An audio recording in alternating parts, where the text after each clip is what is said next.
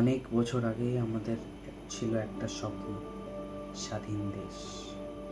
কিন্তু এখনো কিছু মানুষ সেই পুরনো শোষণের মধ্যেই আটকে আছে। আজও আমাদের দায়িত্ব একসাথে মিলে পরিবর্তন আনা, একটি সত্যিকারের সমতাময় মুক্ত দেশ গড়ে তোলা। আজ পেয়েছি আমরা স্বাধীনতা, কিন্তু এখনো কিছু মানুষ আছে যারা বন্দি সেই পুরাতন শোষণে। কিছু মানুষ খাই ভোগ করে, আর কিছু মানুষ করে দুর্বলদের শোষণ করে। কিছু মানুষ কুলি হলেও তাদেরও হয় না বিশ্রাম।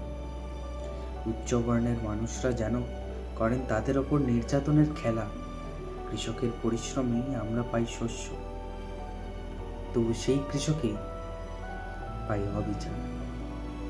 এভাবে যদি দেশ চলে, থেমে যাবে উন্নতি।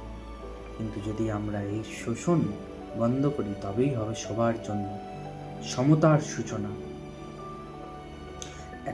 একসাথে গড়ব আমরা এক নতুন আশা, এক মুক্ত সমৃদ্ধ দেশ, সবার জন্যই একটা দিশা। আমরা একসাথে দাঁড়ালে পরিবর্তন আসবেই। শুধু সাহস আর ঐক্যই হবে দেশটা সত্যিকারের স্বাধীন, সমতাময়, সুন্দর, সবার জন্য এক নতুন ভোরের দিশা।